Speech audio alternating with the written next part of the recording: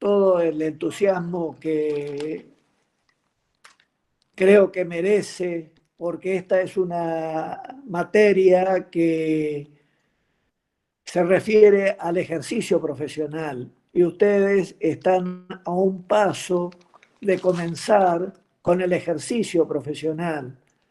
Entonces, este, me gustaría que todas las materias, ¿no es cierto? Por supuesto, son importantes, por eso están en la currícula, pero esta en particular, yo quiero resaltar nuestra materia, ¿no es cierto?, que hace a que ustedes dentro de poco van a tener que desarrollar sus funciones o en una empresa o en administración pública o en una consultoría, ¿no es cierto?, en donde resulta indispensable tener los conocimientos que nosotros vamos a tratar de dar en esta materia. Básicamente los temas que vamos a tratar es el tema 1 del cómputo y presupuesto. Esto está dirigido a que, como ustedes saben, los clientes lo primero que quieren saber es cuánto cuesta.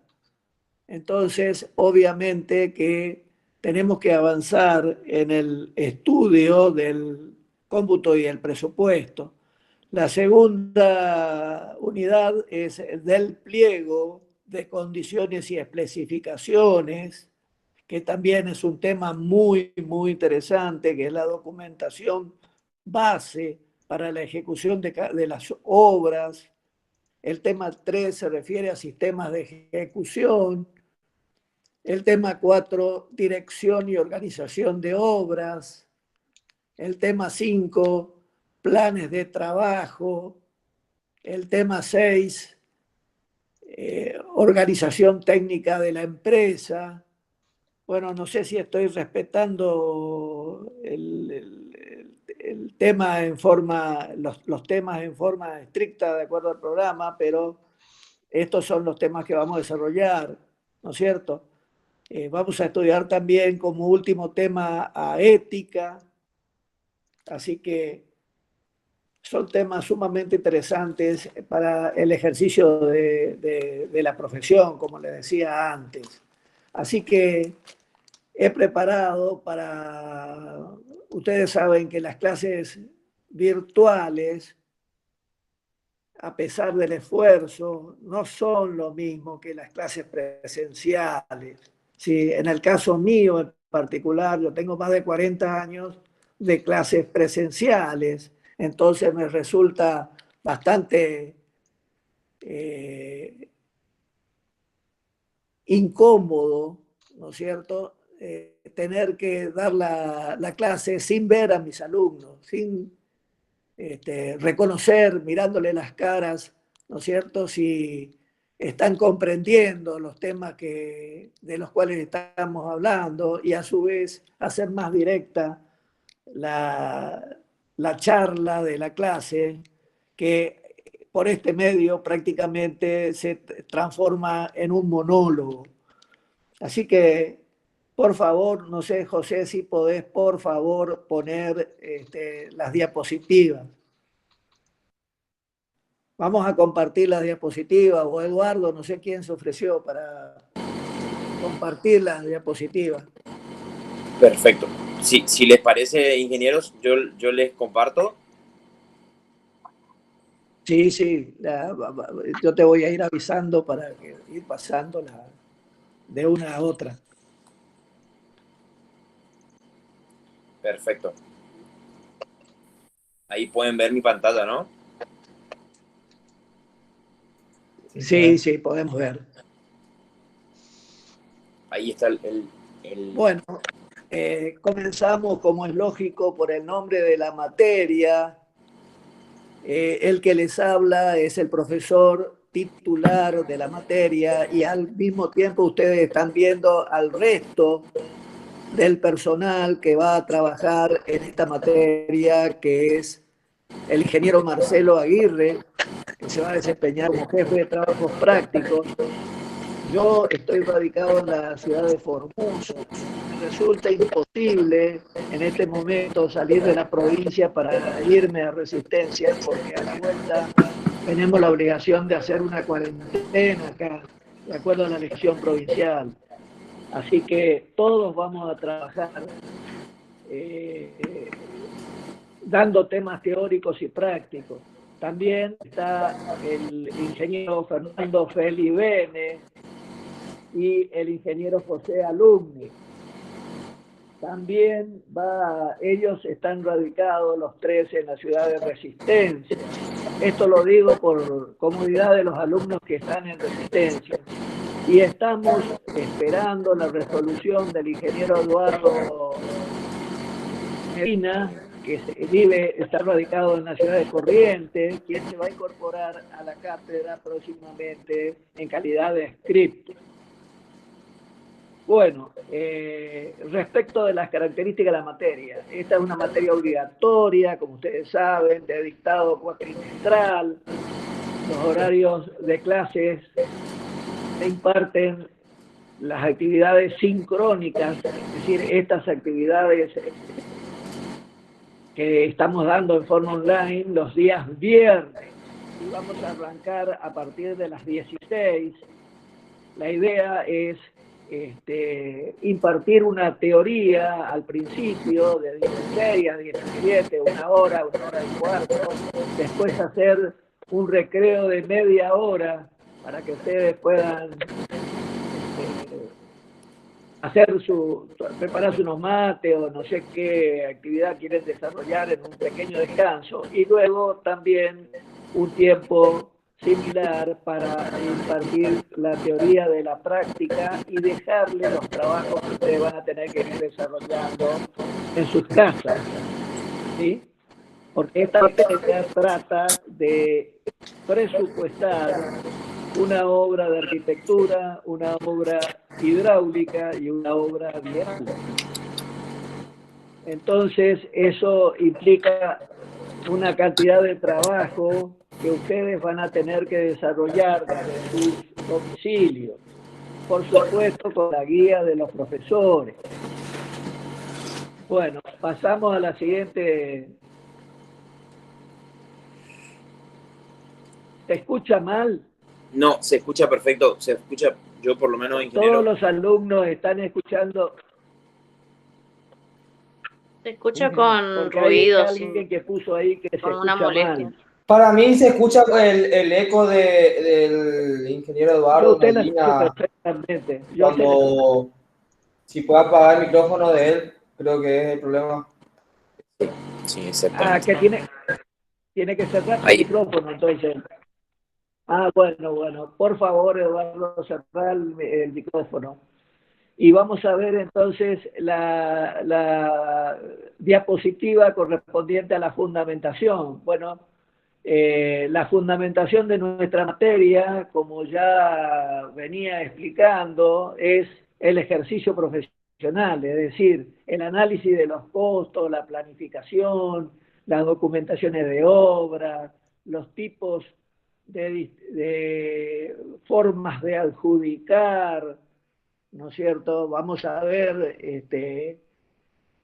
todos los temas inherentes al trabajo profesional propiamente dicho. Y vamos a cerrar, si Dios quiere, como hacemos todos los años, esta materia con un tema que a criterio mío quedó fuera del temario, debido a que estos temarios se hacen, ¿no es cierto?, cada vez que hay que presentar la acreditación de la carrera, que es ejercicio profesional, precisamente, ¿sí? Todo lo que tenga que ver con la liquidación de aranceles, ¿sí? Porque obviamente el trabajo que desarrollamos es con una finalidad remunerativa. Entonces eso también lo vamos a complementar en la última clase cuando ustedes ya estén aprestándose para rendir el segundo parcial. Bueno, continuando con la organización, pasamos el siguiente, a los objetivos. Bueno, los objetivos que nos planteamos acá son bastante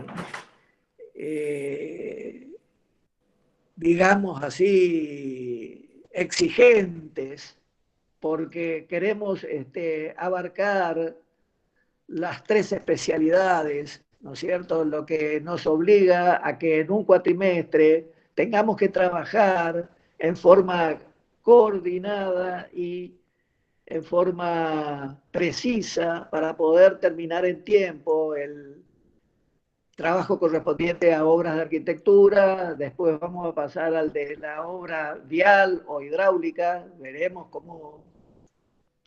qué sucede para esa época. Yo tengo entendido, ¿no es cierto?, alejándome un poquito del desarrollo de la materia, que a partir de mayo ya va a haber otra situación respecto a la pandemia, ¿no es cierto? La mayoría de la gente ya va a tener su vacuna y es muy probable que podamos buscar alguna presencialidad, ¿sí?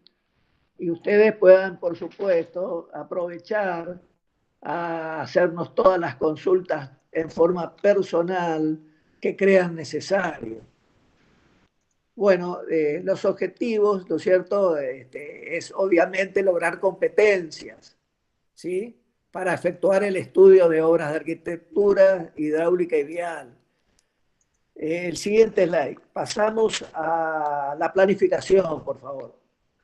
Bueno, no sé si podés hacerle un zoom a la planificación, Eduardo. Gracias. Bueno, la planificación que nosotros estamos presentando en este momento es la que nos solicita la Secretaría Académica de la Facultad para adaptarnos a esta modalidad de dictado de la materia, que es la modalidad virtual. Entonces ustedes se dan cuenta de que en la parte de la columna de la izquierda, donde tenemos el tiempo, dice 01, 02 en la parte de arriba, esas son las semanas, ¿sí? Ahora estamos en esta semana, en la primera, que va del 8 al 12, y nosotros tenemos las actividades sincrónicas, es decir, las comunicaciones online con ustedes, como esta que estamos desarrollando ahora, los días viernes. El resto de la semana vamos a desarrollar los trabajos correspondientes a los temas que la práctica les vaya dejando para que ustedes vayan completando las actividades que tenemos prevista desarrollar para este año, que ya oportunamente le daremos a conocer. Bueno, obviamente empezamos por la unidad 1 del cómputo de presupuesto, que yo voy a intentar muy detalladamente, sucintamente, comentarles hoy, debido a que los 9 temas de nuestra asignatura, si ustedes entran en la plataforma de la facultad, se van a encontrar con mucha documentación de la materia ahí, y dentro de ellos con los temas teóricos. Entonces, no tiene la finalidad de estas clases de repetir estrictamente esos apuntes, sino hacer una explicación breve de los aspectos fundamentales, ¿no es cierto?, que resulten necesarios para la comprensión de los mismos. Así que ahí en la planificación tenemos previsto qué temas, y fundamentalmente la información que interesa de esta planificación es los exámenes parciales. Para promocionar la materia, ¿no es cierto?, hay que aprobar 2 exámenes parciales, ¿no es cierto?, 2 exámenes parciales y con una nota superior a 7, y luego aprobar un coloquio. Una vez que satisfaga, por supuesto, tiene que tener los trabajos prácticos presentados correctamente, aprobados, y un porcentaje de asistencia, ¿sí? Y promociona la materia. Los que tengan nota inferior a 7, ¿no es cierto?, regularizan la materia, ¿sí? Tienen que aprobar los parciales, por supuesto, ¿sí? Con nota superior a 4, ¿sí? Y regularizan la materia. Los alumnos regulares deben inscribirse en el turno normal de exámenes de la facultad y rinden la asignatura en la parte teórica. Y los alumnos que no hayan completado las exigencias de la práctica o que no hayan aprobado los parciales quedan en calidad de libres. Y los alumnos libres también deben anotarse las fechas establecidas por el calendario de la facultad y rendir la parte práctica en primer lugar, y en el caso de aprobar la parte teórica. Bueno, en cuanto a la fecha del primer parcial, el primer parcial está previsto para el viernes 7 de mayo. Como ustedes ven, yo tomé esta fecha porque hay muchos alumnos que me escribieron porque aún no han regularizado las condiciones que se exigen para cursar la materia. Deben algunas correlatividades y nosotros lo vamos a esperar a que ustedes terminen el examen de abril, donde en esa oportunidad pueden agregarse al listado de los alumnos regulares, entonces podrán rendir los dos parciales y tener la opción de regularizar o bien, si corresponde, promocionar la materia.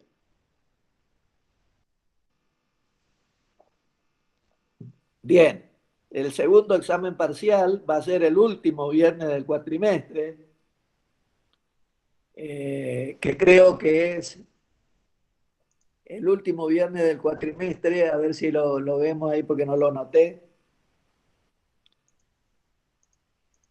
La semana del 26, del 22 al 26 creo que dice ahí, ¿no? Bueno, ese viernes, la última clase del cuatrimestre es el segundo examen parcial.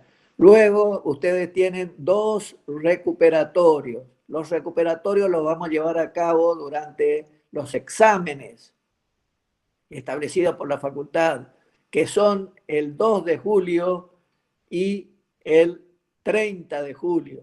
Ustedes podrán recuperar uno de los 2 parciales. Inclusive pueden llegar a recuperarlo 2 veces, de acuerdo a la resolución de la facultad, ¿sí? O sea que tienen muchas opciones para promocionar la materia y por eso les pido que no pierdan esa oportunidad. Bien, entonces hablé respecto de a qué se refiere la materia, a grandes rasgos sobre la planificación. También comenté de nuestra intención de ir mejorando la coordinación entre las actividades teóricas y prácticas. Y ahora me quedaría analizar un poquitito respecto de la bibliografía. Bueno, con respecto a la bibliografía, el libro de cabecera para el estudio del cómputo de presupuesto de obras de arquitectura es el primero, el de Mario Chantías, que muchos de ustedes quizás ya lo conocen, sobre todo si hicieron su colegio secundario en escuelas técnicas, en la especialidad construcciones, ¿sí? Este es un libro que les recomiendo, ¿no es cierto? Si ustedes pueden adquirirlo, porque no es un libro que no debe faltar en la biblioteca de un ingeniero civil.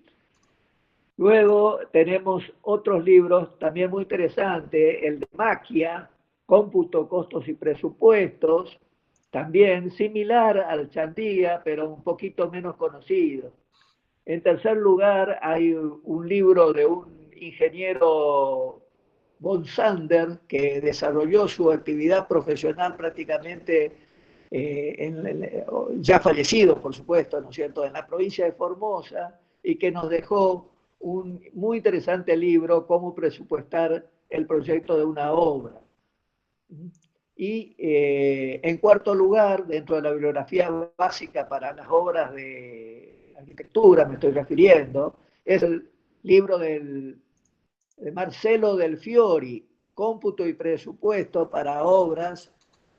Este señor es integrante del equipo de profesionales que tiene la Cámara Argentina de la Construcción, la CAP, para sus cursos de capacitación. Estos serían los libros, el primero, el fundamental, así que pasamos para la otra diapositiva, por favor, Eduardo. Sigo con la bibliografía básica. También quiero que ustedes miren en la bibliografía, ¿no es cierto?, que la bibliografía es prácticamente del 2000 en adelante, ¿sí?, salvo el Chandía, ¿sí? Tenemos el libro de Eduardo Firvida, de la Universidad Católica de Buenos Aires, que también tiene temas muy importantes respecto de la dirección de obras. En sexto lugar, el libro de Angelo May y Di Costa. Estos profesionales también forman parte del equipo de capacitación de la Cámara Argentina de la Construcción y tienen un libro de gestión y producción de obras muy interesante también. Esto sería para obras de arquitectura, reitero. Para obras viales, vamos a trabajar con el Pliego General de Condiciones y Especificaciones Técnicas de Vialidad Nacional, que ustedes pueden acceder. Es muy difícil comprar en hoja de papel esto, ¿no es cierto? Pero se puede acceder a través de la página de Vialidad Nacional al pliego, ¿no es cierto?, que es muy interesante. Seguramente los que ya dieron las materias de la especialidad vial lo conocen, ¿sí? Para las obras de hidráulica, ustedes saben que las obras de hidráulica involucran obras monstruosas, como puede ser una represa tipo Yacyretá, hasta una obra muy sencilla como puede ser la ampliación del agua potable o de los desagües locales o los desagües pluviales, de un par de cuadras de una ciudad, ¿no es cierto?, o de un pueblo. Así que nosotros, por razones de tiempo, no podemos tomar una obra muy compleja. Vamos a considerar una obra de carácter sanitario, es decir, o una obra de agua potable o una obra de desagües locales, algo así sencillo, que no sea complejo, para que en términos de 3 clases se pueda desarrollar este trabajo práctico. Y entonces ya vimos la bibliografía para la parte vial, para la parte hidráulica. Ahora quedaría para algunos temas específicos, como son, por ejemplo, el de planificación de obras, donde les recomendamos este librito muy interesante de Manuel Sánchez Rodríguez, ¿sí? Y complementando la bibliografía básica, incluimos también acá a la Ley de Obras Públicas de la Nación, la número 13064, y las leyes de obras públicas provinciales. Al respecto, les pido que tengan la amabilidad de buscar estas leyes en internet, ¿sí? Una de las páginas donde pueden encontrar es en mecon, MECON es Ministerio de Economía de la Nación. Ahí tiene una página que se llama Infolec y ahí están todos los decretos, leyes nacionales, ¿sí? La pueden bajar e imprimir para tenerla, porque es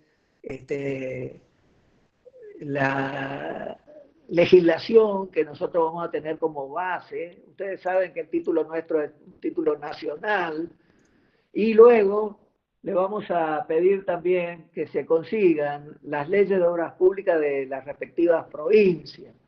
Siempre tenemos alumnos que son de la provincia de Misiones, de Corrientes, de Chaco, de Formosa, del sur de Santa Fe. Entonces, que por el mismo mecanismo, por internet, que se consigan estas leyes de obras públicas, que oportunamente las vamos a analizar y que un ingeniero las tiene que conocer. Bueno, pasamos a la bibliografía complementaria. Dentro de la bibliografía complementaria yo menciono una serie de libros, ¿no es cierto?, que son, como lo dice la diapositiva, complementarios. Por ejemplo, el libro de Ortigosa Casares, ¿sí? Ingeniería de costos en la construcción. Este es un libro mexicano, ¿no es cierto?, que tiene también algunos temas muy interesantes, modernos, como construcción al pozo y todos esos temas que tanto se hablan ahora, ¿no es cierto?, bastante bien tratados. El libro muy interesante es el segundo, el de Carlos Vázquez Cabanillas, un ingeniero argentino, profesor de la Facultad de Ingeniería Civil en la Universidad Nacional de San Juan, que tiene un librito muy interesante respecto de este tema coste y costas, ¿sí?, que esclarece totalmente este sistema de ejecución que muchos reniegan de su aplicación. También está el de Bravo, que se refiere a la arquitectura en la obra, que el autor es un arquitecto cordobés, está publicado en los libros de Eudecor, que es la editorial de Córdoba, algo similar a lo que antes era Eudeva, que era la editorial de la Universidad de Buenos Aires. También están los libros de García Tejera y Torres, Manual Práctico de la Legislación de la Construcción, que es de editorial argentina, ¿no es cierto?, Nobuco. Y para los temas legales, un libro muy conocido, que tiene sus años, pero imposible de eliminarlo de una bibliografía, que es el de Homero Rondina, Contrato de Obra Pública y Privada, ¿sí?, que sería sumamente importante que ustedes al menos escuchen nombrar estos libros, y si los pueden, mucho mejor, buscarlos en la biblioteca y leerlos. Bien, bueno, con esto creo que terminamos esta parte de introducción, y quisiera saber si hay alguna duda o pregunta antes de empezar a conversar un poquito sobre el tema número 1 del cómputo y del presupuesto. Habilite el micrófono y pregunte si existe alguna consulta que hacer.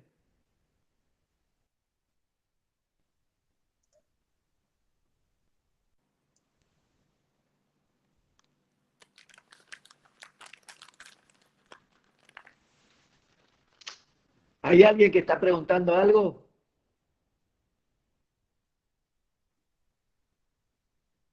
No, Guillermo, hasta ahora. Algo? No, Guillermo, hasta ahora. No hay nadie que pregunte. Entonces arrancamos con la materia. Entonces, en la unidad 1 del cómputo y presupuesto.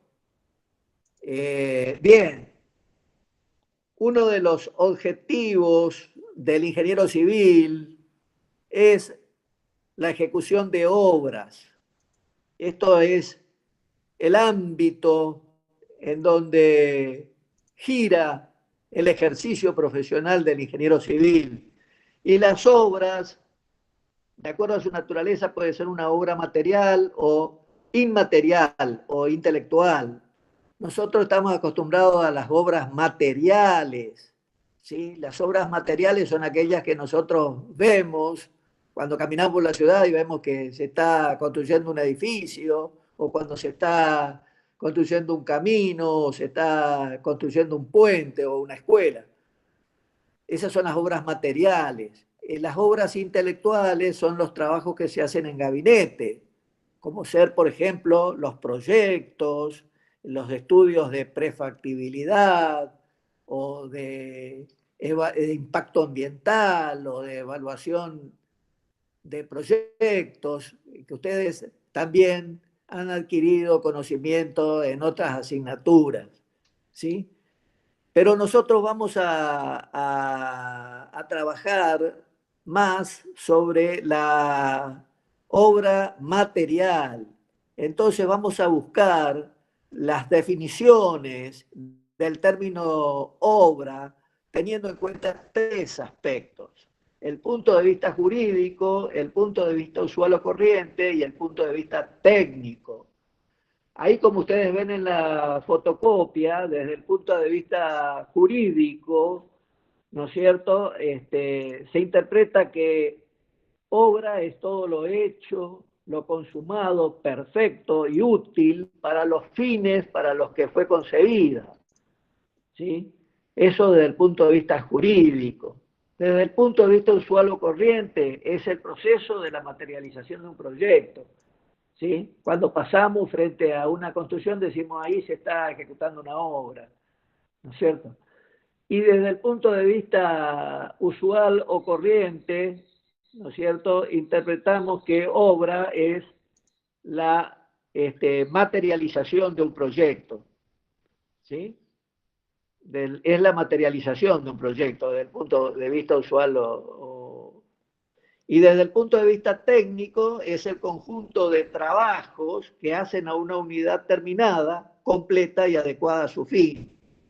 Eso sería tres puntos de vista con los cuales estamos enfocando a la obra.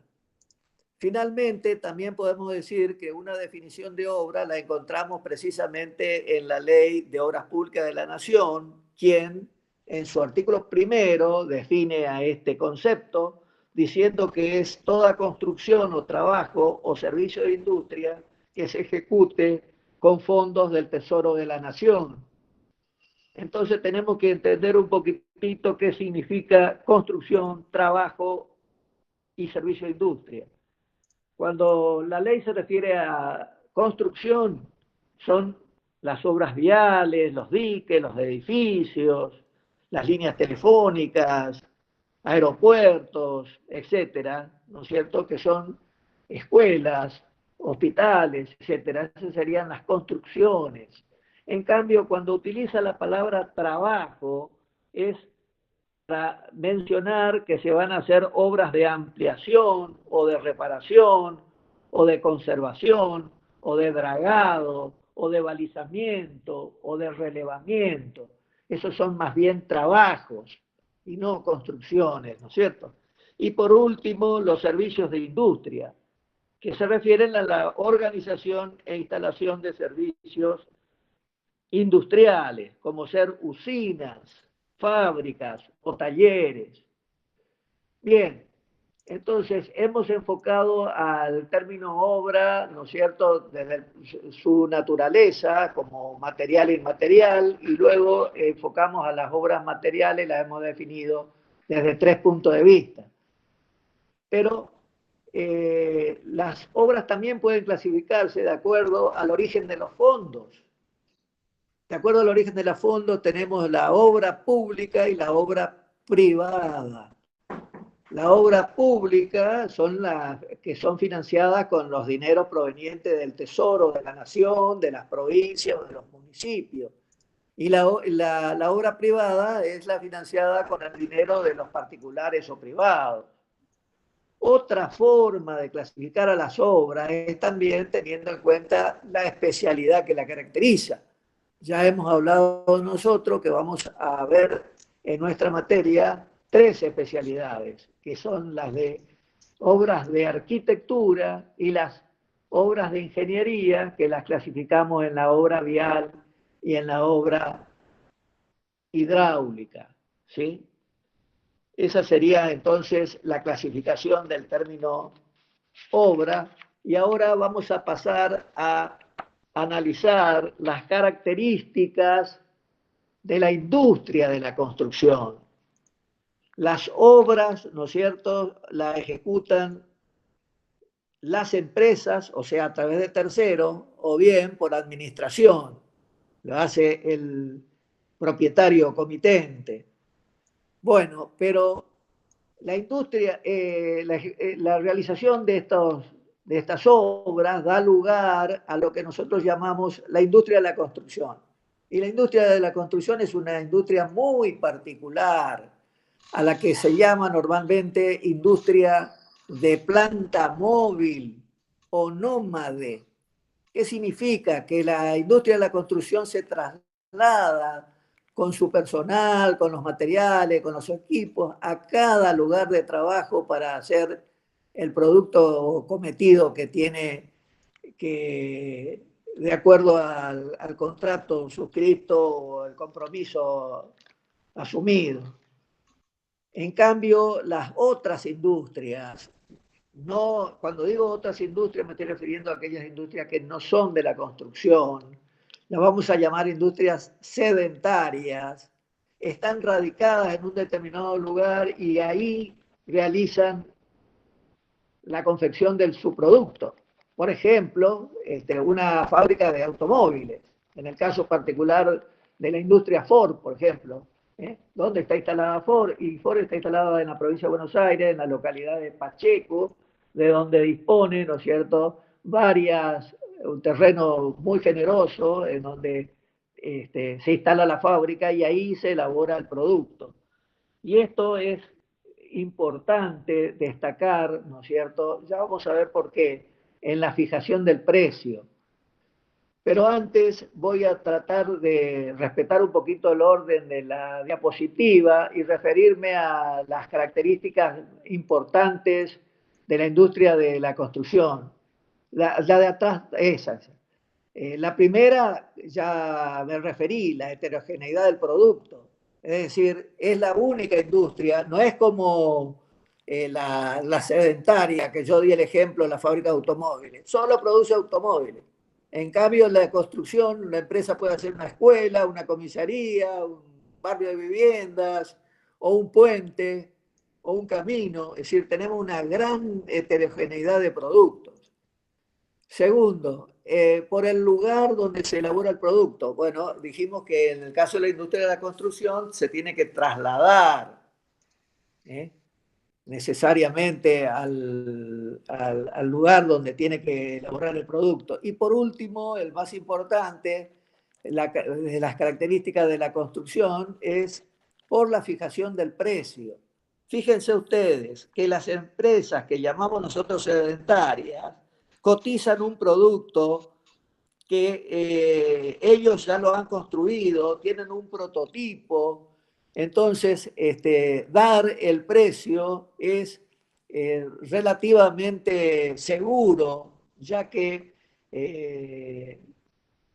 tenemos todos los componentes necesarios para la determinación del precio. En cambio, en el caso de la industria de la construcción, nosotros tenemos que estar cotizando una obra que todavía no se ha construido y por lo tanto no hemos podido recoger ninguna experiencia. Por eso es que para fijar su costo o precio, finalmente, tenemos que ser muy cuidadosos con estos temas que vamos a estudiar seguidamente, que es el cómputo y el presupuesto. Cobra particular relevancia en la industria de construcción este tema y que la diferencia del resto de las industrias conocidas. Bueno, ahora sí pasamos a la siguiente. Para poder computar y luego presupuestar una obra, tenemos que subdividirla. Entonces vamos en partes más pequeñas que vamos a llamar rubros e ítems. El ítem es cada uno de los trabajos en que se subdivide la obra y el rubro es la agrupación de ítems de igual naturaleza, que estos pueden diferenciarse por su forma de medir o por los materiales que se utilizan. Entonces, a una obra la vamos a dividir en rubros y dentro de cada rubro vamos a detallar los ítems que correspondan. En los apuntes que nosotros le dejamos de clase están, ¿no es cierto?, mencionados todos los rubros y los ítems que se corresponden a cada uno de esos rubros, que ahora no los voy a detallar, dado la modalidad de clase y el tiempo disponible. Bueno, cada uno de estos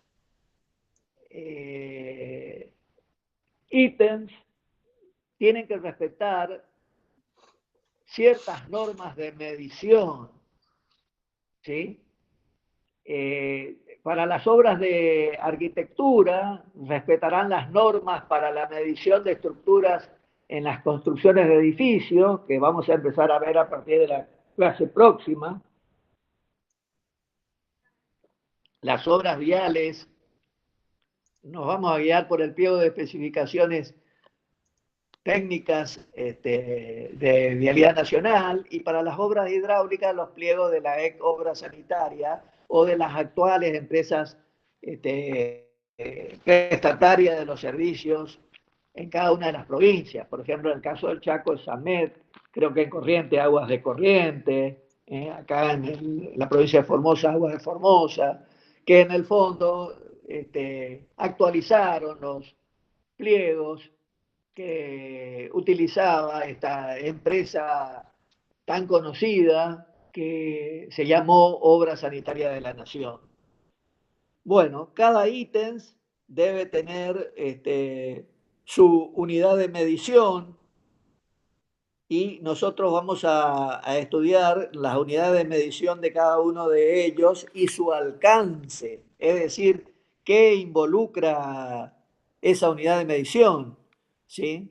Por ejemplo, en el caso de las excavaciones, en las obras de arquitectura, excavación de suelos para sótanos, por ejemplo, la vamos a medir en metros cúbicos, ¿sí? A la excavación, pero su alcance no solamente comprende los siguientes trabajos. Primero, la extracción propiamente dicha o excavación. Segundo, el transporte, carga y descarga del material o retiro de obra. Y tercero, también puede ordenarse el depósito de ese material en otro lugar de la obra con su correspondiente compactación. Entonces, tenemos que saber, ¿no es cierto?, la unidad, qué alcance tiene. Otros trabajos en donde no es fácil fijarle la unidad, utilizaremos la unidad global, ¿sí? Como ser, por ejemplo, para el caso de las instalaciones de gas, de las instalaciones eléctricas, ¿sí? Vamos a tomar la unidad global. Y también otra unidad que se utiliza mucho es la del número o unidad, sobre todo en lo referente al rubro carpinterías, ¿sí? En este caso, cuando ponemos por número unidad, estamos aceptando que el elemento respectivo como colocado y con todos los elementos complementarios para su correcta fijación y funcionamiento, ¿sí? Bien, seguimos entonces y pasamos a la diapositiva siguiente, que es proceso del cómputo métrico. Bueno, la primera actividad que tenemos que realizar cuando nos dan una obra para presupuestar es hacer el cómputo. ¿Qué significa computar? Y computar significa medir, significa mensurar. Es un trabajo de apreciación, donde tenemos que hacer operaciones matemáticas, geométricas o excepcionalmente trigonométricas para determinar las longitudes, superficies o volúmenes. Eso es computar. Y la finalidad del cómputo es el establecer el costo de la obra o de una de sus partes y el de determinar la cantidad de materiales necesarios para ejecutarla. ¿Sí? Es un trabajo manual, ahora actualmente se lo hace por medio de software, pero para su correcta realización es conveniente tener experiencia en obra, ¿sí? El tema de la utilización de software es muy interesante porque agiliza el trabajo, se gana velocidad y precisión en los resultados, pero tenemos que tener cuidado porque el discernimiento profesional para interpretar los planos y los pliegos es exclusiva del personal que efectúa, del profesional, perdón, que efectúa el cómputo, ¿sí? Ya que ninguna computadora ni ningún software todavía puede tomar decisiones técnicas por sí solo. Así que la mano del profesional en el cómputo es sumamente importante y no dejar que esta tarea sea realizada simplemente por la secretaria o un ayudante. Siempre tiene que estar el control del profesional, quien debe tener, como dijimos, experiencia en obra y conocer totalmente la documentación de la obra. Ustedes saben que las obras quedan definidas por los planos y además por la documentación escrita que los acompaña, que son las especificaciones técnicas. Y a pesar de eso, ¿no es cierto?, es una tarea que, si bien lleva su tiempo, es necesario que todos la hagamos para poder comprender, y una vez que tengamos experiencia, sí, dejar que limitarnos al contralor de la misma, ¿no es cierto? Es importante acá, por ejemplo, cuando se computa, saber qué pasa cuando existen divergencias.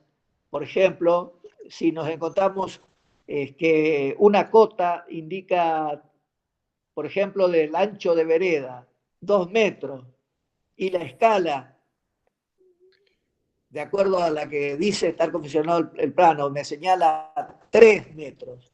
Que para hacer el cómputo, el ancho que debo tomar es 2 o 3. Entonces acá tenemos que establecer de que las cotas prevalecen siempre sobre la escala y que también otro concepto fundamental del cómputo es que lo particular prima sobre lo general. Quiere decir que los planos de detalle priman sobre los planos generales, ¿eh? Lo mismo ocurre con la documentación escrita. Siempre lo particular prima sobre lo general. Y finalmente tenemos que hacer, para tener mayor seguridad de la realización del cómputo, efectuar los llamados controles cruzados. Es decir, por ejemplo, las superficies revocadas tienen que ser muy similares a los paramentos a pintar, o la superficie de los cielos rasos pueden ser cotejadas con los contrapisos. No puede ser que nos den valores muy diferentes. Bueno, estoy tratando de hacer una síntesis. Mayor información ustedes van a encontrar en los apuntes, ¿no es cierto? Pasamos ahora a las formas de presupuestar. Bueno, según su destino, el cómputo puede hacerse sobre planos con la finalidad de presupuestar, que es lo que vamos a hacer nosotros en nuestra materia, sobre una obra en construcción, cuando tiene como finalidad habilitar pagos, es decir, certificaciones de obra, o sobre obra terminada, cuando tiene como finalidad una tasación o determinar el porcentaje de un herenciamiento o una certificación final, etc. Bueno, esas serían las 3 formas de computar. Nosotros dijimos que vamos a utilizar la primera. Bueno, vamos a continuar ahora con el concepto de costo-costo. Bueno, el costo-costo comprende la suma del costo de los materiales más el costo de la mano de obra. Acá tenemos que el costo de los materiales se debe determinar con los materiales al pie de obra. Es decir, cuánto me sale donde yo necesito utilizar ese material. Y el costo de la mano de obra, tenemos que analizar el rendimiento y la valorización del rendimiento. Me voy a referir rápidamente al costo de los materiales. El costo de los materiales al pie de obra está integrado por los siguientes factores. El precio en origen, bueno, el precio en origen del material para sus trabajos prácticos, vamos a tratar de sacarlo de la revista Vivienda o de Internet, ¿sí? Para tener precios reales, ¿no es cierto? Luego, el segundo concepto que forma el costo de los materiales al pie de obra, y muy importante, es la distancia al lugar de origen hasta la obra, es decir, el flete, ¿sí? El costo del flete. Y este está supeditado al medio de transporte que se utiliza. Los medios de transporte más utilizados son el carretero, el ferroviario y el fluvial. Luego están los gastos de carga y de descarga, o sea, hay materiales que tenemos que cargarlos y descargarlos. Hay algunos que solo hay que descargarlos porque el corralón que nos vende ya nos carga el material sobre nuestro camión. Otro factor son las mermas o pérdidas, las bonificaciones por cantidad, etcétera, y los gastos de depósitos intermediarios, si los hubiera. Si nosotros para cada material tenemos en consideración estos valores en una planilla, que ustedes ya la van a desarrollar en la práctica, van a determinar el costo de los materiales al pie de obra, que son los valores que van a utilizar posteriormente para presupuestar. Bueno, en general, el más costoso es el costo carretero, o sea, el transporte en camiones, de los fletes me estoy refiriendo, ¿no es cierto? Luego le sigue el ferroviario y por último el fluvial. En el caso de obras importantes, conviene estudiar para conseguir mejores valores del precio de la obra y poder ganar la licitación, ¿no es cierto? Buscar una combinación de estos medios de transporte y buscar, ¿no es cierto?, que la mayoría del material sea trasladado, si es posible, ¿no es cierto?, por medio fluvial, que es el más barato, o por el medio ferroviario, y finalmente el carretero hasta la obra, ¿no es cierto? En cuyo caso el precio de cada material se lo obtiene no como el promedio aritmético, sino como el promedio ponderado.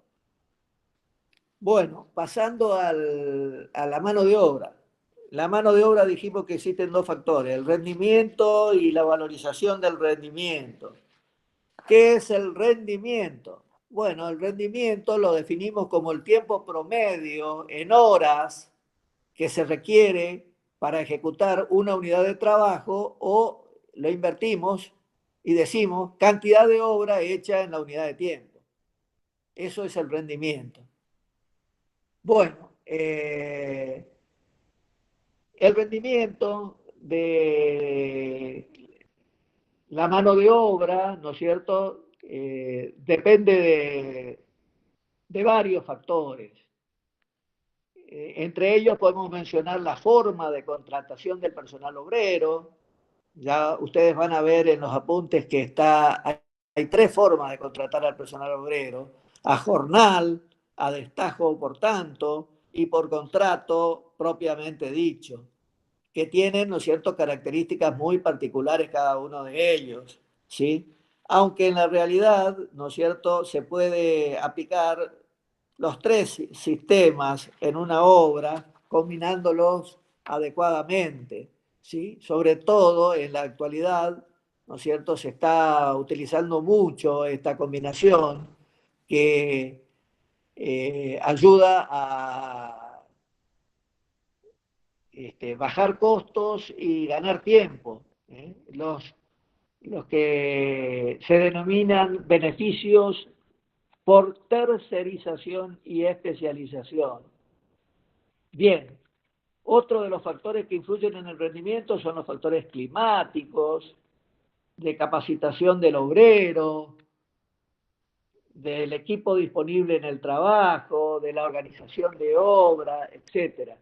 Y también es sumamente importante destacar, ¿no es cierto?, que para aumentar la productividad o rendimiento es necesario establecer premios o incentivos, además de dotar del herramental, del equipamiento necesario y adecuado al personal, de modo que exista aliento en los trabajadores para ser cada vez más eficientes y responsables. Bien, entonces eso respecto del rendimiento. Ahora pasamos a la valorización del rendimiento. La valorización del rendimiento no es otra cosa que cotizar pecuniariamente el trabajo, ¿sí? Al respecto, nosotros tenemos que decir que la valorización del rendimiento está considerada en la legislación laboral, por lo tanto, tenemos que respetar la ley laboral, ¿sí? Y calcular el valor del rendimiento, al cual llamamos jornal real, como la suma de dos conceptos. Uno que llamamos jornal básico y otro cargas sociales. El jornal básico es un valor por debajo del cual no puede contratar o pagar ninguna empresa a sus operarios o obreros, ¿sí? Y resulta de las paritarias. La paritaria no es otra cosa que lo fija el convenio colectivo de trabajo, la reunión entre la patronal y la parte obrera, y se ponen de acuerdo, ¿no es cierto?, en el salario vigente y sobre todo ciertos aspectos que se refieren a la ejecución, al trabajo en sí. ¿Está? Yo les sugiero entrar a la página de la UOCRA. La UOCRA es la Unión Obrera Argentina de Trabajadores de la Construcción, ¿no es cierto? Y leer el convenio número 76/75, que es el convenio marco, ¿sí?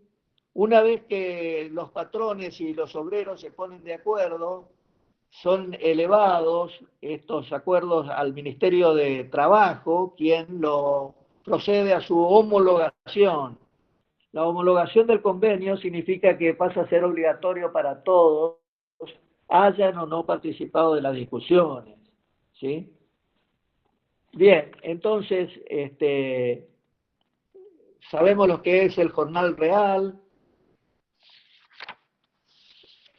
Ahora vamos a ver un poquitito lo que son las cargas sociales. Las cargas sociales son todos aquellos aportes o contribuciones que están establecidos por las leyes que tienen que efectuar los patrones por el solo hecho de tener obreros a su cargo. Nosotros llamamos cargas sociales porque lo estamos mirando con el anteojo del constructor. Si lo miramos con los anteojos del obrero, llamaríamos beneficios sociales, ¿sí? Ya que contribuyen a mejorar su retribución, ¿no es cierto? Entonces, el jornal básico más las cargas, el jornal básico más las cargas sociales nos dan el jornal real. Bien. ¿Cuáles son las categorías del personal obrero de la construcción? El personal obrero de la construcción tiene las siguientes categorías. La del oficial especializado, la del oficial, la del medio oficial, la del ayudante y la del sereno. las 4 primeras categorías se les liquida remunerativamente en forma quincenal.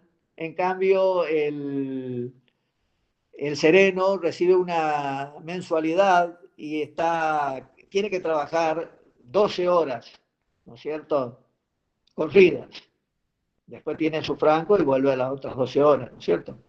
En cambio, las 4 primeras categorías tienen que jornal 8 horas diarias de jornal, que son 44 horas semanales, ¿eh? O sea que deben trabajar hasta los sábados 4 horas y después tienen libre todo el sábado, que se conoce como sábado inglés, y el domingo, que es el descanso octomedario, ¿sí? Son 44 horas semanales que hacen un total de 176 horas al mes. Bueno, seguimos la diapositiva siguiente, por favor, Eduardo. Bueno, esto es lo que terminaba de decir y que recomendamos acá en esta diapositiva también leer el convenio colectivo de trabajo de los empleados de la construcción, el número 151/76. Este gremio recibe el nombre de UECARA. ¿Quiénes son los trabajadores que están amparados dentro de este convenio? Bueno, son los empleados de la empresa que no son propiamente obreros de la construcción, ¿sí?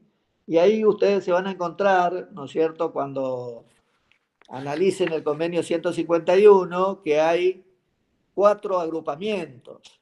El agrupamiento de personal administrativo, el agrupamiento de personal técnico, el agrupamiento de personal de capataces y el agrupamiento del personal de maestranza.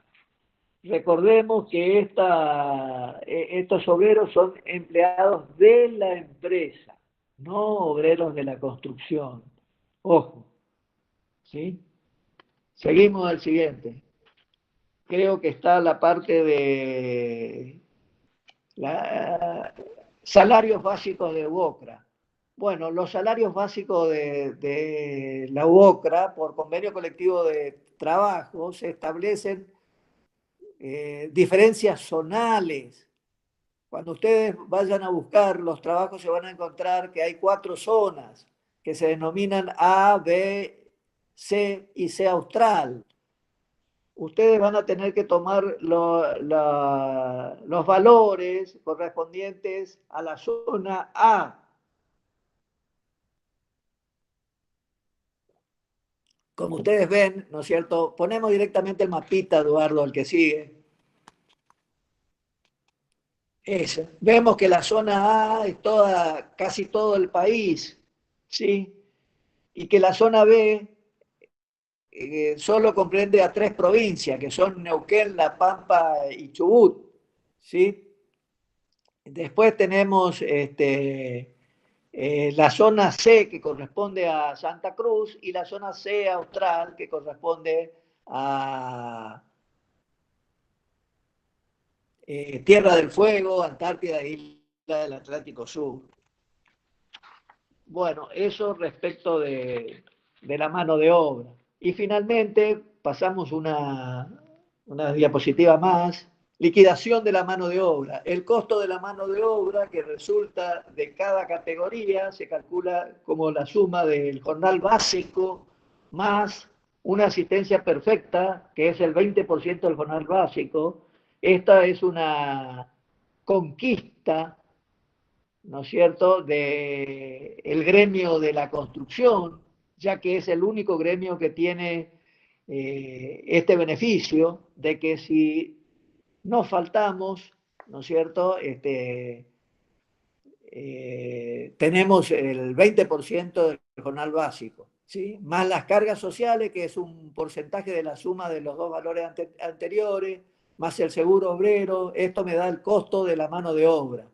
El costo de la mano de obra es el costo que tiene para el empresario construcción o constructor, ¿no es cierto?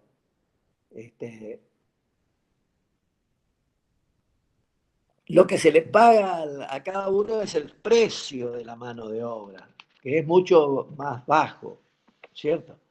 Ya que el constructor tiene que hacer aportes por tener empleados, como dijimos anteriormente, ¿no es cierto?, que aumentan el costo de la mano de obra, pero que no van directamente al bolsillo del trabajador. Bien, vamos a continuar un poquito ahora con el costo. El costo es la suma del costo-costo, que es el costo de los materiales más el costo de la mano de obra, que como vimos anteriormente, más los gastos generales. Ya el costo-costo lo hemos tratado, así que nos faltaría tratar rápidamente el de los gastos generales, ¿sí? Lo voy a hacer en forma muy rápida, muy rápida. El costo-costo es lo que queda materializado físicamente en la obra. Los gastos generales son todas las inversiones que tiene que efectuar la empresa para materializar la obra y que no forman parte del costo-costo.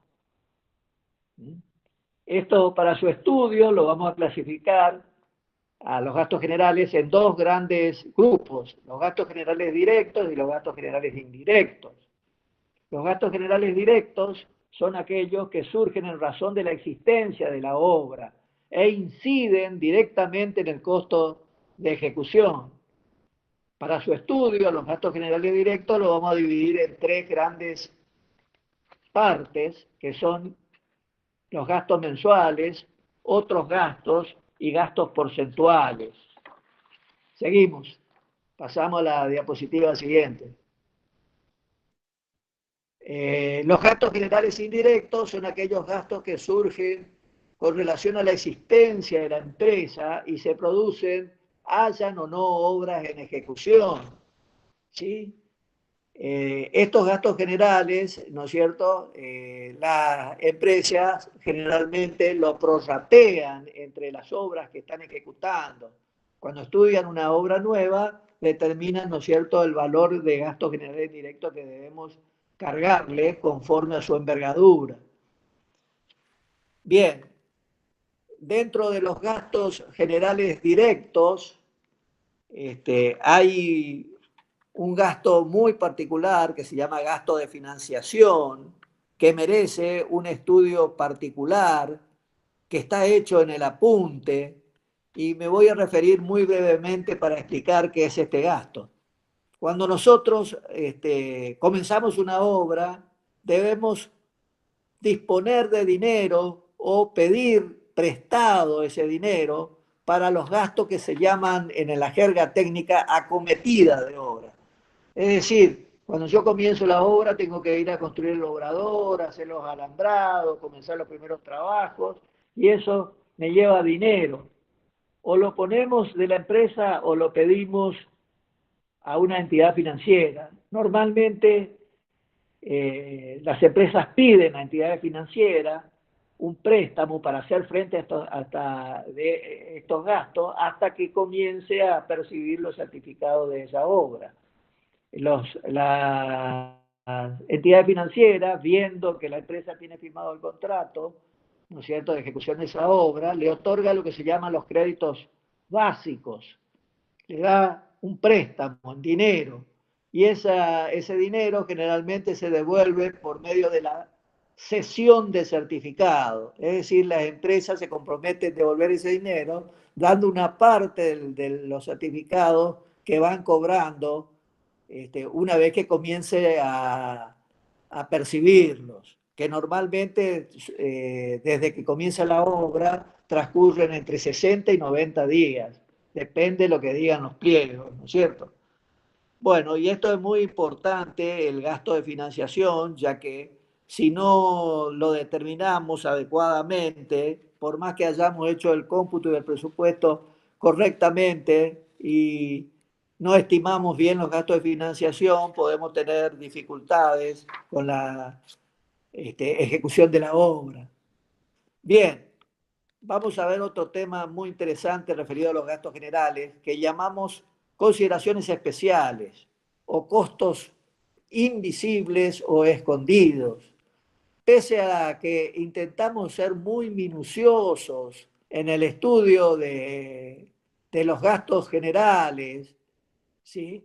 En las obras pequeñas, por lo general, tenemos que ser más cuidadosos todavía porque hay muchos gastos que, como el presupuesto es bajo, tienen una gran incidencia que para una obra grande prácticamente no interesa, como por ejemplo el gasto de la fotografía que se pide acompañar en algunos pliegos a los certificados, o la pérdida de herramientas, o la copia de planos, o la limpieza y ordenamiento de obra, o la telefonía del obrador, que son gastos pequeños que pueden tener incidencia en obras de presupuestos bajos, ¿sí? Entonces a eso llamamos costos invisibles o escondidos. ¿Qué queremos decir acá? Que las obras pequeñas tenemos que tener más cuidado que en una obra grande con los gastos generales, ya que los gastos generales en una obra grande absorbe, ¿no es cierto?, por la magnitud, muchos gastos que podríamos llegar a olvidar, ¿no?, o que prácticamente resulten irrelevantes en sus costos. Bien, entonces ya tenemos el costo porque estudiamos el costo y a los gastos generales. Pasamos a los beneficios. El beneficio es la pretensión que tiene el constructor en carácter de retribución por la ejecución de la obra y la responsabilidad que asume debido a la misma. Bueno, en este tema habría mucho para hablar respecto de los beneficios, ¿no es cierto? Los beneficios están, ustedes saben, regulados fundamentalmente por la ley de la oferta y la demanda, ¿sí? Cuando hay mucho trabajo y las empresas tienen trabajo, hacer otra obra, ¿no es cierto?, ponen precios más altos, ¿sí? Cosa que ocurre lo contrario cuando todas están sin trabajo, ¿sí? En ese caso, afilan el lápiz para poder ganar la licitación, ¿no es cierto?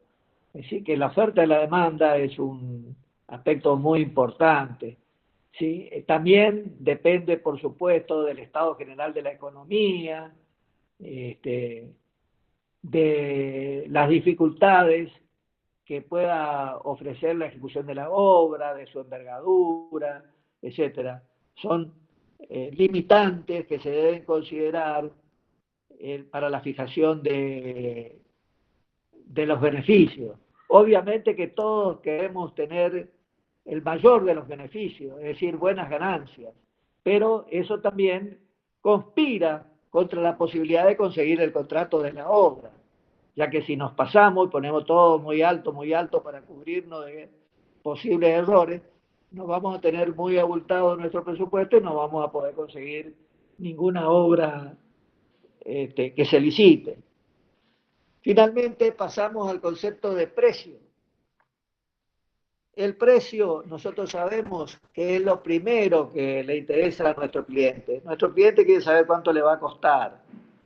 Entonces, la determinación del precio de una obra o de sus partes es una tarea fundamental del ejercicio profesional y tenemos que saber la responsabilidad que asumimos cuando nosotros damos un precio, sobre todo cuando tenemos un contrato, que ese precio pasa a ser fijo e inamovible. Es decir, no podemos ir a reclamar errores una vez que pasamos el precio. Y la única actualización que sufre ese precio es debido a la inestabilidad económica, ¿sí? Y que para eso se establecen regímenes de variación de costo que permiten ir actualizando desde la fecha de licitación hasta la fecha de cobro. Bueno, eso podemos decir respecto del precio.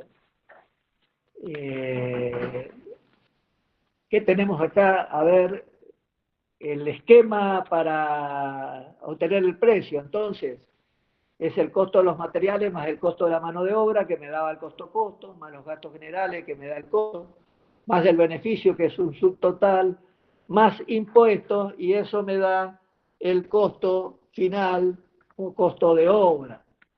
¿sí? O también costo de aplicación. Bien, seguimos, Eduardo. Ya llevamos 45 minutos, porque estuve de 4 a 4 y media conversando sobre generalidades y llevamos 45 minutos. Esta va a ser un poquitito más larga. Yo pretendo que las clases teóricas sean no más de una hora y cuarto, porque me parece que es el tiempo que uno puede tener atención a la computadora, ¿cierto? Bueno, dijimos en último lugar que iban los impuestos, ¿no es cierto? Antes de obtener el precio. Y vamos a ver un poquitito cuáles son aquellos impuestos que gravan a la construcción de una obra, que son de orden nacional, provincial y municipal. Los de orden nacional, el más importante es el IVA, que actualmente es del 21% y que debe aplicarse al total de la obra y que tiene una incidencia directa en el precio de la obra. El otro, impuestos internos. Bueno, estos impuestos internos sufren normalmente modificaciones. El impuesto a los combustibles, lubricantes, cubiertas, etcétera, que también graban la ejecución de obras y que también tienen incidencia directa sobre el precio de obra. El tercer impuesto es el impuesto a los capitales, que como cualquier otro comercio tiene que pagarlos, ¿no es cierto? Hay que pagar un porcentaje sobre los capitales declarados. Lo mismo ocurre con el quinto impuesto, que es impuesto a las ganancias, que es un porcentaje sobre los beneficios declarados. Últimamente apareció este impuesto también llamado a los débitos bancarios, es decir, el llamado impuesto al cheque, ¿sí? Todo es, en este caso, el caso del impuesto a los capitales, a las ganancias y al cheque, tienen una incidencia indirecta sobre los precios de obra.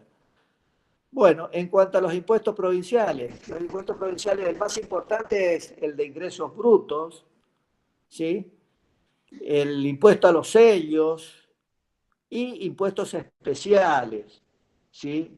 En este último caso, respecto a los impuestos especiales, provinciales especiales, tenemos que destacar que para el caso de la provincia del Chaco, por ejemplo, por ley 49/74, se crea un fondo de salud pública que grava con el 0,71% los contratos de obra, ¿sí? Así que tenemos que tener en cuenta esto en el caso del Chaco, y si trabajamos en otras provincias tenemos que ver si no existen impuestos provinciales que graven la obra. Y las de origen municipal. Bueno, las de origen municipal generalmente son tasas, ¿sí? Debido a que los municipios asumen la responsabilidad de prestar servicios, entonces cobran tasas, ¿sí? Cuyos montos varían para las distintas ciudades, y también estos valores están relacionados con los montos de la obra. Con respecto a los impuestos, también tenemos que hablar un poquitito en la siguiente de los regímenes especiales o regímenes especiales.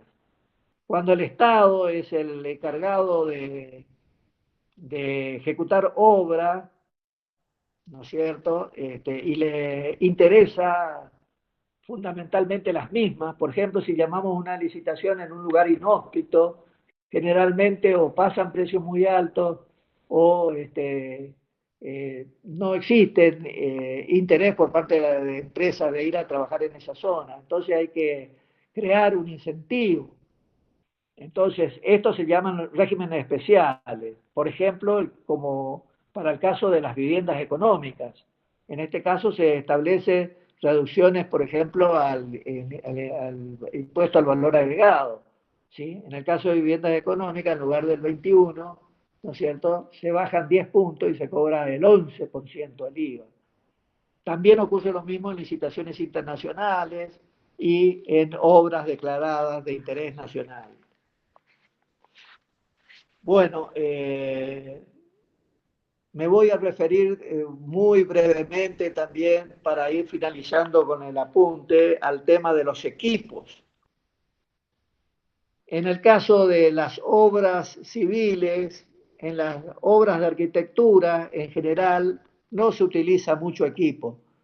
O sea, hay mucha incidencia en mano de obra, pero poco equipo. Y en las obras de ingeniería ocurre lo contrario. Mucho equipo, mucha incidencia de equipo y poca mano de obra. Los equipos son las máquinas, las herramientas o medios auxiliares que permiten realizar los trabajos con mayor eficiencia y rapidez, aumentando la productividad y reduciendo los costos. ¿Sí? Esa sería la finalidad de los equipos. ¿Cómo podemos hacer para obtenerlos? Bueno, por compra, alquiler o leasing. Cada una de ellas tiene sus particularidades, sus pros y sus contras. Todo esto, en razón de tiempo, no voy a hacer este tipo de consideraciones, ya que ya están hechas en los apuntes respectivos. Solo me voy a referir a la última, a la leasing, por lo novedosa, por lo nueva, y que ahora es sumamente utilizado por las empresas porque permiten el equipamiento en forma rápida y conveniente. Si bien el leasing no es nada más que un arrendamiento, o sea, un alquiler muy particular, que lo hacemos con una compañía de leasing, que es la que dispone de los equipos, y nosotros tenemos que pagar, ¿no es cierto?, un alquiler por el uso de ese equipo, ¿no es cierto?, que es un poco más caro que el alquiler, pero que tenemos como compensación una cláusula que se llama opción de compra, que en el caso de que al finalizar el contrato nosotros decidamos comprar la máquina, todo lo que hemos pagado en concepto de leasing forma parte ya del pago de la máquina, así que tengo que pagar el resto. Si yo lo alquilaba, ese dinero era dinero que no me perdido, ¿no es cierto? Que no podía hacer ninguna transacción con ese dinero. En cambio, en leasing tengo esa oportunidad de quedarme con la máquina y pagar el precio residual, lo que me falta, o bien devolverla y tomar otra máquina y de esa manera poder ejecutar las obras. Este mecanismo es sumamente utilizado sobre todo en los Estados Unidos, ¿no es cierto?, donde este procedimiento es muy conocido y muy usado, ¿sí?, ya que tiene beneficios muy importantes, como por ejemplo el de no tener que perder liquidez inmovilizando altas sumas de dinero para comprar los equipos, ¿sí? Además, no se exige garantía. El propietario de los bienes sigue manteniendo la propiedad mientras el tomador no haga uso de la opción de compra. Así que este método de leasing es muy utilizado. Bueno, renovación de equipos. La renovación de los equipos, cuando los equipos ya no tienen el rendimiento que nosotros esperamos para cumplir con nuestros compromisos establecidos en los planes de trabajo, tenemos que renovar los equipos. Entonces, esta renovación de los equipos debe ser objeto de un estudio, y los motivos por los cuales tenemos que renovar los equipos pueden ser agotamiento físico, falta de adecuación, obsolescencia o posibilidades de alquiler o leasing. Agotamiento físico es cuando el equipo, por su uso normal o por un accidente, ¿no es cierto?, está imposibilitado de prestar servicio con los mismos rendimientos esperados. La falta de adecuación se produce cuando el equipo ya no tiene la capacidad necesaria para poder realizar la tarea y necesitamos colocar los equipos o reemplazarlo o suplementarlo. Bueno, el tercer caso, el problema de la obsolescencia obedece al problema de la tecnología, es decir, ya hay equipos tecnológicamente que lo superan con enormes ventajas, entonces ya no somos competitivos utilizando ese equipo, y entonces necesariamente hay que renovarlo. Y por último, la posibilidad del alquiler o del leasing. Bien, ¿cómo hacemos para cotizar los equipos? ¿Cómo van a hacer ustedes en las obras viales, sobre todo para cotizar el trabajo de los equipos? Lo que se denomina pauta valorativa de los equipos. Es decir, si un equipo trabaja, eso demanda un costo, ya que se debió invertir dinero, no solo para comprar el equipo, sino que también hay que solventar su funcionamiento. Entonces, ¿cómo hacemos para determinar el valor de los equipos? Entonces, dividimos este costo en dos grandes rubros: gastos fijos más gastos de funcionamiento. Los gastos fijos están conformados por amortización del capital invertido, el interés del capital no amortizado, gastos de seguro, patente y flete, y gastos de funcionamiento son las reparaciones y repuestos, combustible y lubricante y mano de obra. Bueno, brevemente voy a hacer un análisis de estos puntos, 2 o 3 palabritas sobre cada uno de ellos. ¿Qué es amortización del capital invertido? Bueno, la amortización del capital invertido es, si yo tengo dinero y compro una máquina, es lo mismo que si yo voy a una entidad crediticia y pido el dinero para comprar la máquina. No, ¿no es cierto? En este segundo caso, el que me presta el dinero me cobra un interés por ese préstamo de dinero. Quiere decir que si yo pongo de mi bolsillo el dinero para comprar la máquina, también tengo derecho a percibir ese interés. Ese es el interés, la amortización del capital invertido. Además, nosotros sabemos que a medida que se va utilizando la máquina, va sufriendo una pérdida de actitud que se llama depreciación o amortización, y que tenemos que prever de que al cabo de una cierta vida útil tenemos que reponer ese equipo. Entonces, con este dinero lo que vamos haciendo es el ahorro que nos permite que al fin de la vida útil del equipo podamos sustituirlo por otro de igual característica, ¿no es cierto? Y no quedarnos sin equipos. El punto B, los intereses del capital no amortizado. Bueno, en este caso, si nosotros adquirimos el equipo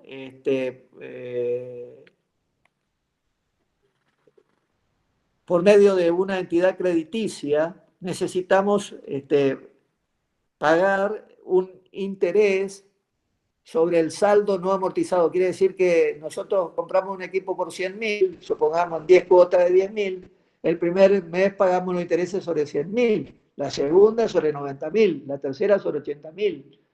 Es decir, sobre el interés no amortizado. Entonces, ese interés se calcula como el valor medio del costo del equipo por una tasa porcentual, que es la tasa de interés, ¿sí? Sobre 2.000 horas. Son de 2.000 horas son las horas de funcionamiento. Bueno, todos estos aspectos están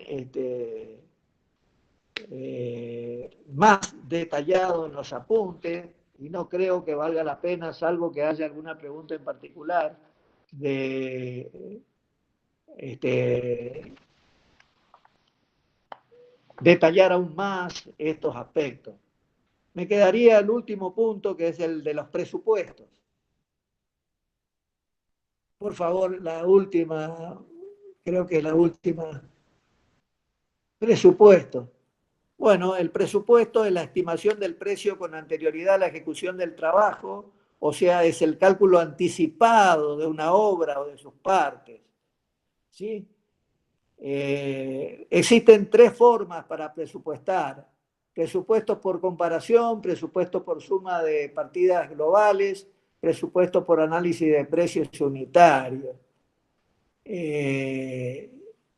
Nosotros vamos a utilizar en el trabajo práctico el presupuesto por análisis de precios.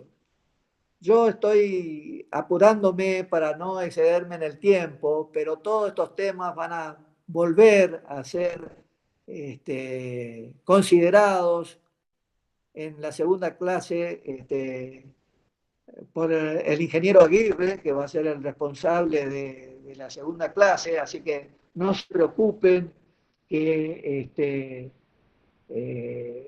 van a tener suficiente información para aclarar todos estos aspectos que yo acá estoy mencionando y que gustoso también los voy a atender cuando ustedes quieran hacerme las consultas pertinentes.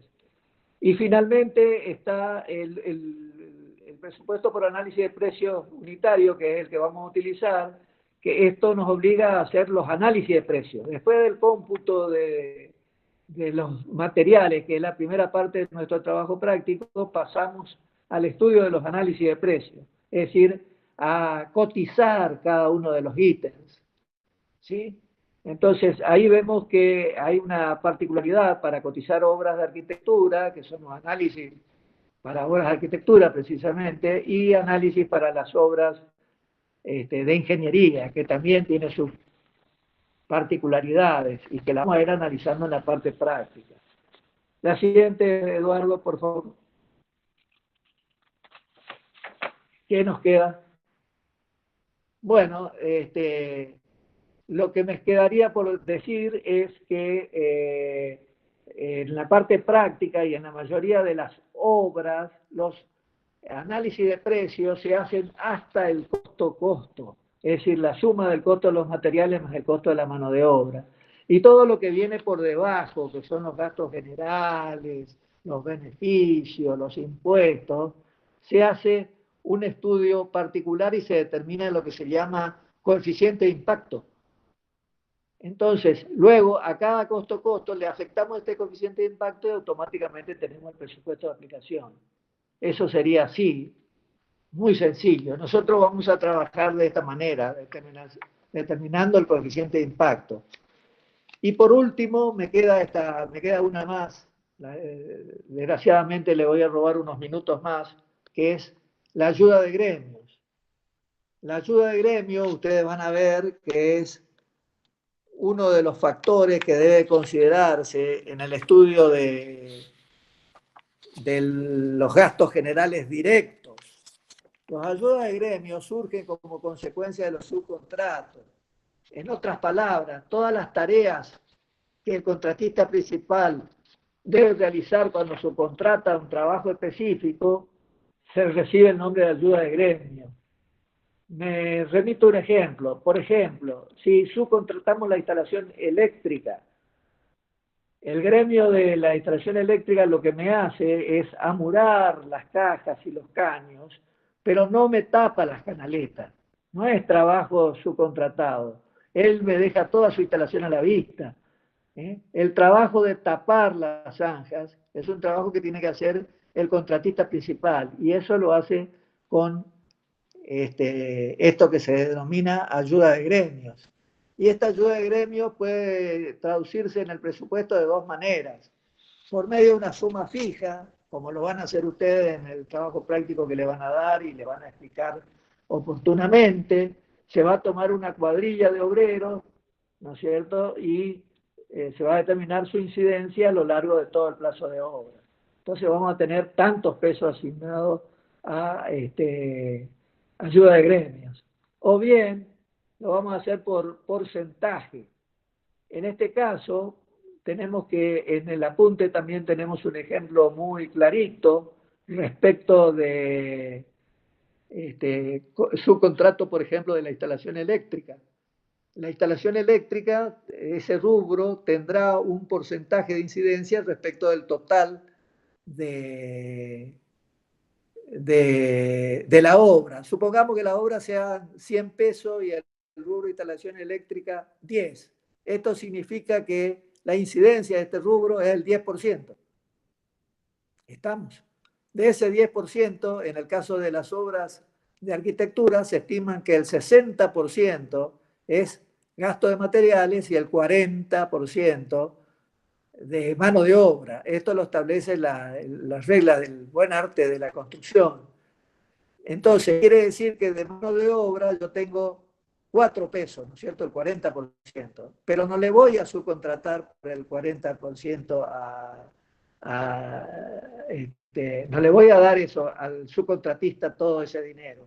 Le voy a dar un porcentaje. Supongamos que le doy el 70% de esos 4 pesos, o sea, le doy 2,8 pesos y me reservo 1,2 pesos para ayuda de gremio.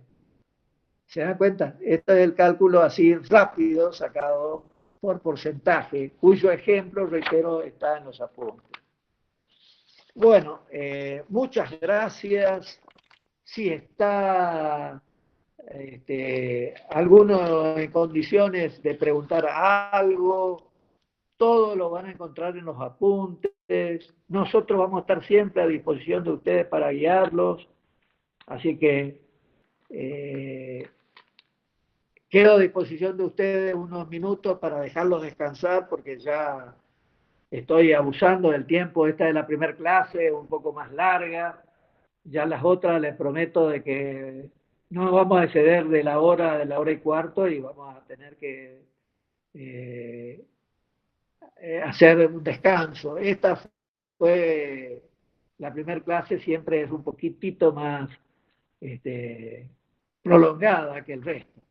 ¿Hay alguna pregunta para hacer? Consulta, ingeniero, ahí mencionó el coeficiente de impacto, donde entran impuestos y demás. ¿Cómo Sí. hace cuando tiene uno de los impuestos del IVA y cómo hace cuando tiene materiales con distintos IVA, como en el caso de algunos rubros eléctricos que tienen 10,5 y no el 21? ¿Se aparecen dos coeficientes o cómo hace en ese caso? No, pero sí, correcta. No.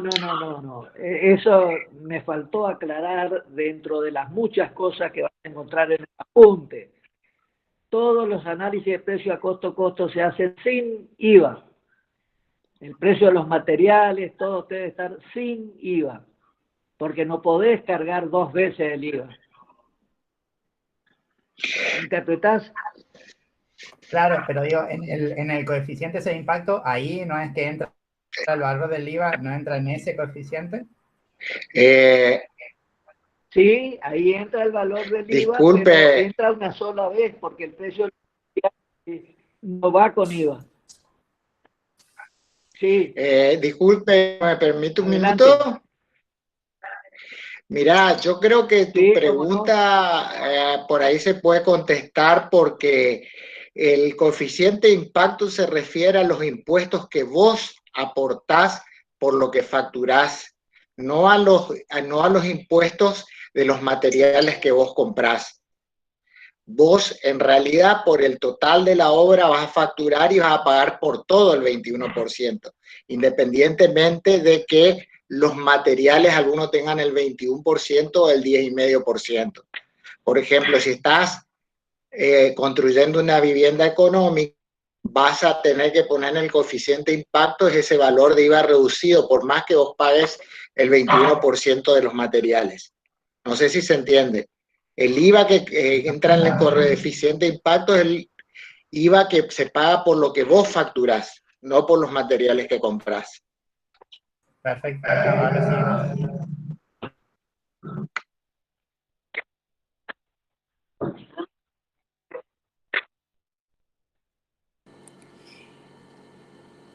Ingenieros, pregunta Mercedes, los apuntes están todos en la plataforma, ¿no es cierto? Sí, yo también, sí, están en la plataforma. Yo quiero aclararle a los alumnos que todas estas dudas que se le plantean son precisamente las que tenemos que ir resolviendo. Esto sería como un listado de temas que tenemos que ir viendo durante el transcurso del dictado de la materia.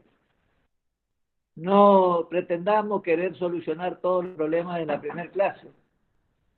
O sea, está bien las preguntas, estoy totalmente de acuerdo, pero ya cuando hagamos el cómputo primero y el presupuesto de los análisis de precio después, veremos cómo obtenemos el precio y cómo trabajamos con el coeficiente de impactación.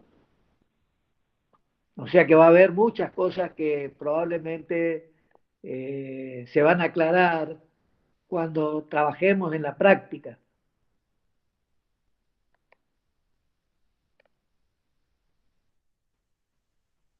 ¿Hay alguna otra consulta? Profe, el aula virtual de esta materia es el Moodle nuevo. Hay que matricularnos, ¿no? ¿Cómo? Si hay que matricularnos en el aula virtual. Pero yo no pude. Yo pienso que sí, que tienen que... José, ¿estás ahí? Marcelo, ¿vos sabés cómo tienen que hacer? Ustedes tienen que matricularse en la aula virtual, se llama Organización y Dirección de Obras, y tienen que matricularse como alumnos del aula de la materia en el año 2021. No sé si eso contesta a tu pregunta. Como lo hacen con las otras materias, ¿ustedes me escuchan o no? Sí, se escucha. la clave de matriculación, ingeniero, ¿nos podrían ¿Cómo? pasar después? Eso. La clave de matriculación faltaría entonces. A ver. Bueno, vamos a tratar de, vamos a conectarnos con la gente de computación. José, no sé, ahí Sí, te yo veo. les comento. La matriculación la hizo Juan, digamos, o la va a hacer Juan este sábado, directamente de los estudiantes inscritos en el SIU. El que no esté o el que tenga algún problema me escribe por privado y le arreglamos si es el tema de clave o lo que fuera, ¿sí? Pero la matriculación se hace tomando la lista del SIU, de los inscritos, y automáticamente metiéndolos dentro del aula. ¿Sí? Si hay alguien que no tiene acceso, me avisa. ¿Está? Sí, o sea que a partir del mañana o cuando nos inscriban recién vamos a poder ver los apuntes. Se hace a partir de mañana porque hoy cerraban las inscripciones y no tenía sentido hacer 2 movimientos de informática por un día, digamos, que el aula iba a estar, digamos, solamente la iban a ver, así que en el aula están los apuntes, los PDF. Estamos organizando con el ingeniero Aguirre un drive con las clases que ya quedaron grabadas el año pasado y se están grabando las clases de este año, digamos, para sumarlas en forma ordenada a ese drive. El link lo van a tener ahí en el aula también, ¿sí?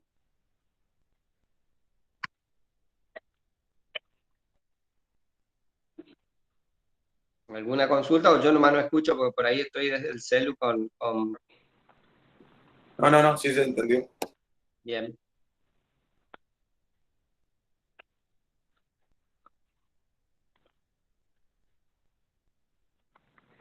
¿Cuántos más, Guillermo? ¿Cuántos alumnos participaron de la clase de hoy? Aproximadamente 40 alumnos, Guillermo. ¡Ay, qué mucho! Sí, yo les pregunto a los que están conectados, ¿hay muchos que están en situación de condicionales? Sí. Sí, profe. Bueno, creo que el ingeniero Boggio ya las aclaró respecto del tema, ¿no? Al principio. Que tienen hasta la mesa de abril que está para que alumnado los incorpore al curso de alumnos regulares. Sí. Bueno, no sé, Guillermo, lo dejo a usted para que cierre. No, yo creo que ya fui suficientemente. Sí, lo que tendríamos que hablar con Fernando para... Yo le pediría a los alumnos que si no hay preguntas, queden libres. Son 6 menos cuarto, que sé yo, hasta las 6, 6 y cuarto. Darles media hora para que tomen un café, un mate, y después va a seguir Fernando Felibeni. Sí, por favor. Profe. Fernando, no sé a qué hora te parece a vos. Con la primera parte de la práctica. Le propongo 18 y cuarto, así preparamos unos mates, nos relajamos, ¿sí? Okay. Y continuamos con la parte práctica.